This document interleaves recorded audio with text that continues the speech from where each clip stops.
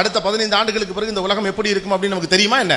Big 3 companies உட்காந்துட்டு உலகம் முழுக்க இருக்கக்கூடிய கார்களை எப்படி உருவாக்கணும்னு இப்பவே திட்டம் போட்டு இருக்காங்க. காரணம், அடுத்த 10 ஆண்டுகளில் சாலைகளே பெரிய அளவுக்கு தேவைப்படாதுங்கிறான். மேன்லெஸ் கார்ஸ்ல இறங்கிட்டாங்க எல்லா பெரிய நிறுவனங்களும்.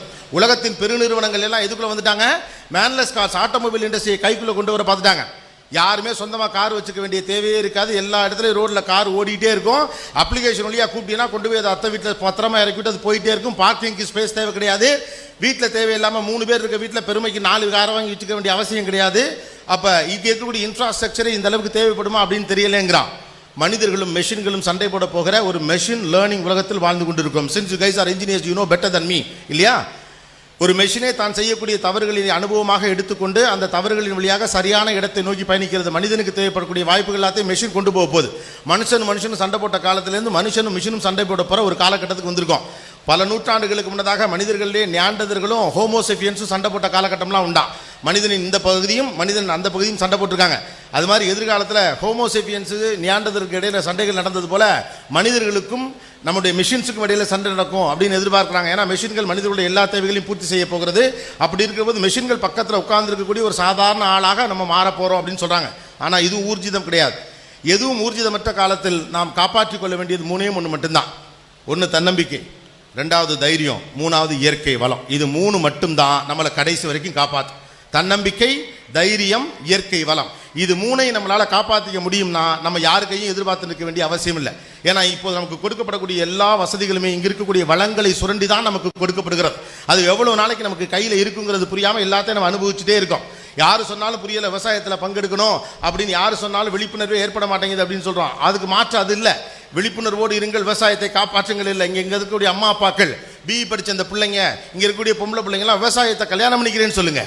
தானா விவசாயிக்கு மரியாதை வந்துடும். ஒரு விவசாயிக்கு பொண்ணு கொடுக்க நீங்க ரெடியா இருக்கீங்களா? என்னைக்காவது அந்த கேள்வியை கேட்டுக்குமா? விவசாயம் காப்போன்னு சொல்லிட்டு வாட்ஸ்அப்ல டிபியில கிரீன் கலர்ல ஒன்ன வச்சுட்டு எல்லாரும் தற்கொலை பண்ணிட்டு சாகுறான். இந்த தலைநிறுத்து எப்ப மாறப்போகுதுன்னு கேட்டுக்கிட்டு நிறுத்திட்டு ஒரு விவசாயி தன்னம்பிக்கையோடு திருமணம் செய்து கொள்வேன்னு ஒரு பெண் முன்னால வரட்டும்.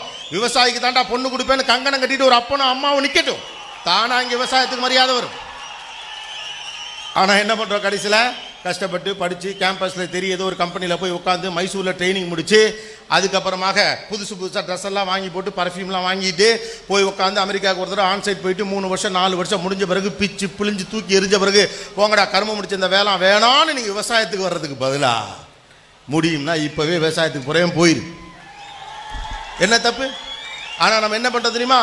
யாராவது ஒருத்தர் விவசாயம் பார்க்கட்டுங்கிறோம். இங்கே எல்லாருக்குமே பிரச்சனை அதுதான். எவனையாவது ஒருத்தனை தீர்வு சொல்றீங்க. இந்த சமுதாயம் மோசமாக இருக்குது. நீங்கள் யார் ஜி? எதிர்த்து வீட்டுக்காரன் மோசமாக இருக்கான், பக்கத்து வீட்டுக்காரன் மோசமாக இருக்கான், சைடு மோசம், லெஃப்ட் மோசம், ரைட்டு மோசம்னா நாம் எங்கே இருக்கோம்? இந்த சமுதாயமே மோசம்னா நாமளும் மோசம்தான். கூட இருந்துக்கிட்டு குரல் சொல்லிக்கிட்டு இருக்கிறதுனால மட்டும் இது தப்புன்னு சொல்லிட்டு இருக்க ஒரே காரணத்தினால நம்ம நல்லவன்லாம் ஆயிட முடியாது, இல்லையா? அப்போ எல்லோருக்கும் இதில் பங்களிப்பு வேண்டும் என்ற அவசியம் இருக்கிறது. எல்லாரும் இன்னொருத்தரை நோக்கி கை நீட்டிகிட்டே இருக்கோம், அவன் நம்மளை நோக்கி கை நீட்டிகிட்டே இருக்கான். அவ்வளோதானே? ஏதாவது ஒரு பிரச்சனை வந்தால் அவன் தப்பா இவன் தப்பான்னு பேசிக்கிட்டே இருக்குமே ஒழிய சமூகத்தில் எப்பொழுதுமே நிறைந்து கிடக்கக்கூடிய இந்த தவறை மாற்றணுங்கிற என்ன நமக்கு வந்ததே கிடையாது. இங்கே இருக்கக்கூடிய சூழ்நிலைகள் ரொம்ப காலமாக அப்படியே தான் இருக்கு. நீங்கள் அரசியலுக்கு எதிராக வைக்கப்படக்கூடிய மிகப்பெரிய கருத்து என்பதுன்னா இது ஊழல் நிறைந்த அரசியலாக இருக்கிறது. பல ஆண்டுகளாக இதையே சொல்லிட்டு இருக்கமே. ஏன் மாத்தனமா செஞ்சமா செய்யாம தேர்தல் நேரத்தில் மட்டும் என்ன செய்யணுங்கிறத பற்றி விழிப்புணர்வு உண்டாக முடியாது. விழிப்புணர்வுங்கிறது சமூகத்துடைய எல்லா படிநிலைகளிலும் ஏற்படணும். மாற்றம் உங்களுக்கு வேணும்னா அப்பப்போ ஏதோ ஒரு கருத்தை சொல்வதன் வழியாக நடந்துடாது. அது ட்விட்டர்லையும் ஃபேஸ்புக்லையும் வாட்ஸ்அப்லையும் கருத்து சொல்லி நடப்பதல்ல. களத்தில் நின்று நீங்கள் என்ன செய்ய போகிறீர்கள் என்பதிலிருந்து நடக்க போகிற முடிவெடுக்குது. எல்லா இண்டஸ்ட்ரிகளையும் அரசியல் இருக்கு பாஸ். யோசிச்சு பாருங்க. இன்ஜினியரிங் தான் உலகத்திலே பெரிய இண்டஸ்ட்ரி, இன்ஜினியர் தான் உலகத்திலே பெரிய அரசியல். தெரியுமா? என்னைக்காவது யோசிச்சிருக்கீங்களா? இன்ஜினியரிங் வழியாகத்தான் சர்வதேச அரசியல் நடக்குது. தெரியுமா?